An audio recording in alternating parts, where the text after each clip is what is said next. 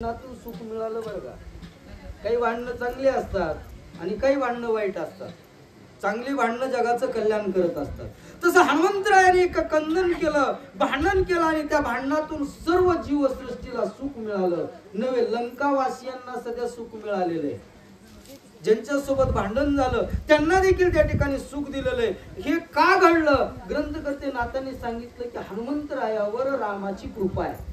भांडण कुणी करावं? ज्याच्यावर गुरुची कृपा आहे त्यानं करावं. कुणीही भांडण करू नये. म्हणत असतात बरं मग गुरु करावा, गुरुची कृपा करून घ्यावी, उभं जगात भांडण करीत बसावं. पण भांडणाला देखील नियम आहे महाराज. त्या नियमाचं भांडण त्या ठिकाणी हनुमंतरायाचं आहे. कारण प्रभू रामचंद्रजीची त्यांच्यावर कृपा आहे. काय कृपा आहे? हनुमंतांनी काय असणारं द्वंद्व केलं ते आपल्याला पाहिजे. हनुमंते जाळिले लंकेशी, नवे काळी कोळसामासी, सुवर्ण होतिले चोपासी, पित प्रभेसी शोभत.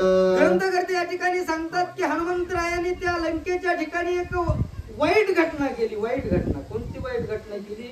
लंका जाळूनच टाकली. लंका जाळून टाकली. जाळल्याच्या नंतर काय व्हावं? समजा आपण एखादं घर जाळलं तर घरामध्ये काय होतं? कोळसे तयार होतात. कोळसे.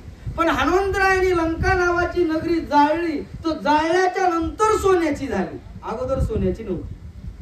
अगोदर ती लंका काही सोन्याची नव्हती. लंका सोन्याची कधी झाली? हनुमंतानं त्या ठिकाणी जाळल्याच्या नंतर. हनुमंतानं जाळली की जाळल्याच्या नंतर सर्व जी लंका आहे ती पीतवर्ण म्हणजे पिवळ्या रंगाची त्या ठिकाणी दिसू लागली.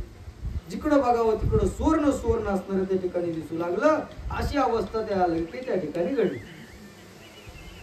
करिता लंकेची दहन, लंका होतिले सुवर्ण, याचे मूळ मुख्य कारण गजोपाखन्य अवतार.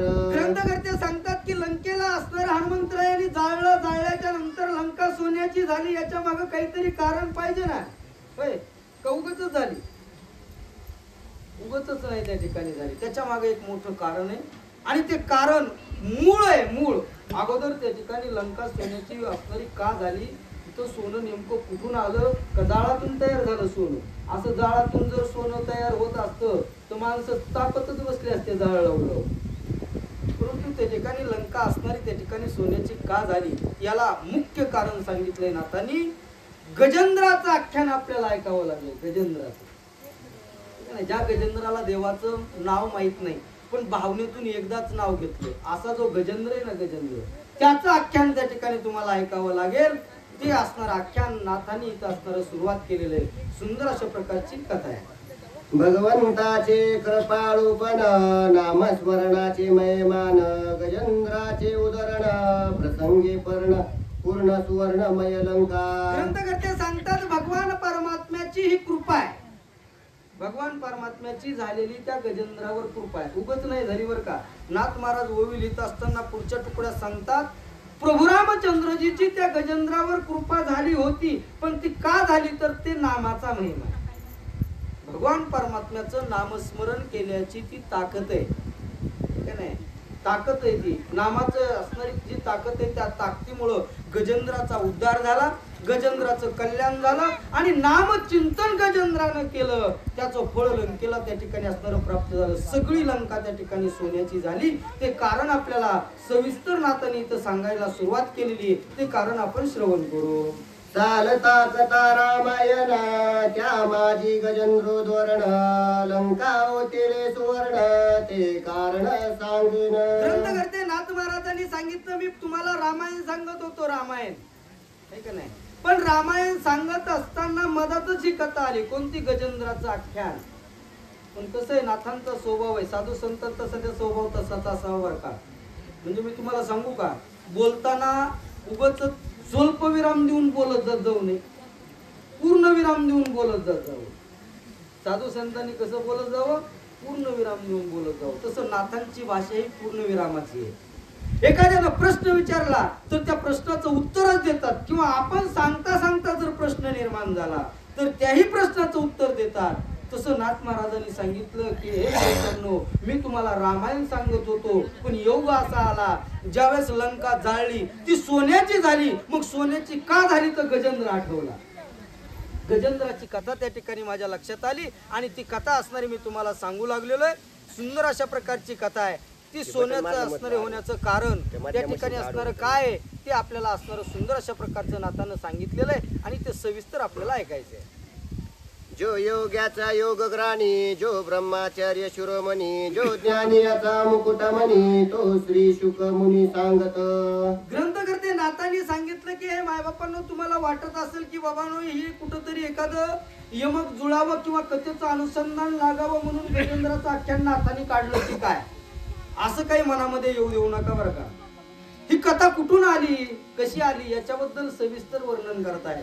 जो योगियाचा योग असणारा ग्रामी, योगाचं आचरण करणारे, योग सामर्थ्यानं ज्या असणाऱ्या साधकानं सिद्धी प्राप्त केलेली, ब्रह्मचार्य व्रताचं आचरण केलेलं आहे आणि पूर्ण जगताच्या ठिकाणी ज्ञानियाचा मुकुटमणी म्हणून त्या ठिकाणी ओळखल्या जात होतं असे शुक मुनी. कारण या जगामध्ये जेवढं काही ज्ञान आहे ना, शुकासारिके पूर्ण वैराग्य ज्याचे, ज्याला वैराग्य बघायचंय ना तर शुकाचार्याचं पाहावं, आणि कलियुगात पाहायचं असलं तर आमच्या जगद्गुरु तुकोबारायाचं पाहावं. ते वैराग्याचे महामेरू होते महाराज दोघं. सर्व आख्यायिका जर आपण वाचली, दुसऱ्या संतांचा विचार केला तर वैराग्य दुसऱ्याकडे पाहायला इतकं मिळत नाही, पण कडकडीत वैराग्य शुकाचार्य, शुकमुनी आणि याच्यानंतर जगद्गुरु तुकोबाराय.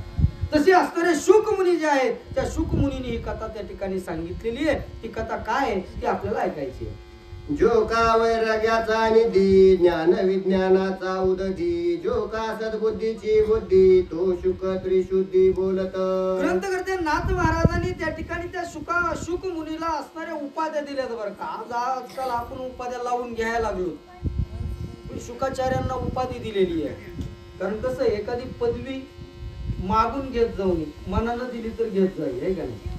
उगाचच मनानं म्हणायचं मी कलेक्टर आहे, बीडला जायचं, खुर्चीवर बसायचं, जमल का हो? नाही जमणार बाळा, हे का नाही. म्हणून उपाधी घेत असताना त्या ठिकाणी उपाधी सारखा अधिकार प्राप्त करावा लागतो, साधना करावी लागते. जसं कलेक्टर व्हायला शिकावंच लागतं ना, तसं साधनेनं त्या ठिकाणी एखादी उपाधी प्राप्त होत असे. तसं असणाऱ्या ठिकाणी शुकमुनी ते त्रिशुद्धी बोलतात. कुठल्याही तत्वामध्ये कुठल्याही गुणामध्ये न बोलता शुद्ध गुणामध्ये बोलतात. त्रिशुद्धी शब्दाचा अर्थ आहे सत्वगुण, रजोगुण, तमोगुण या तिन्ही गुणाच्या पलीकडे शुद्ध सात्विक जो गुण आहे त्या गुणानं त्या ठिकाणी बोलतात. असे बोलणारे ज्ञानियाचे शिरोमणी, ज्ञानाचे आगर, ज्ञान जिथं संपत असे शुकमुनी. ज्ञान सांगावं शुकाने, आहे का नाही. काही जणांचं बोलणं ऐकतच राहावं वाटतं महाराज, ऐकावं त्यानं बोलणं बंद करू नये असं वाटतं. अशी काही साधक मंडळी असतात. तसे असणारे शुकमुनी आहेत. आणि या ठिकाणी ज्ञान आणि विज्ञान या दोन परिभाषा आहेत. ज्ञान म्हणजे सांगणं आणि विज्ञान म्हणजे प्रयोग करणं. या दोन्ही गोष्टी शुकाकडे. तो ज्ञान आणि विज्ञानाचा एक समुद्रच आहे. विज्ञानवाले म्हणतात आम्ही असणार विज्ञान एवढं मोठं परिपक्व केलं, आम्ही एवढे मोठे शोध लावले, पण पूर्वीच्या ज्ञान आणि विज्ञानाचा विचार केला शुकमुनीने देखील अनेक विज्ञानाचे प्रयोग केलेले. आता ते सांगायला वेळ नाही, कारण आपल्या नियमामध्ये पुन्हा खंड त्या ठिकाणी पडतो, वेळ त्या ठिकाणी जास्त होतो. म्हणून त्या ठिकाणी असणारं पूर्णपणे एक समुद्र आहे. आणि सदबुद्धीची बुद्धी, आपल्याला नुसत्या बुद्धी आहेत, आपल्याला काय बुद्धी. काही लोकांना म्हणतात नाही हो डोकं आहे पण त्याला कळतच नाही, आहे का नाही. मी म्हणतो असतो उगं वरी केस आलेत म्हणून डोकं आहे म्हणायला काही हरकत नाही, आहे का. आता डोके असणार तसे सदबुद्धीची बुद्धी अशी त्या ठिकाणी पूर्णपणे ते असणारे त्या ठिकाणी पूर्णपणे शुकमुनी आहेत. आणि ते असणारे त्या ठिकाणी सांगू लागलेले सुंदर अशा प्रकारचे असणारे आख्यान आहे ते आपल्याला त्या ठिकाणी श्रवण करायचे.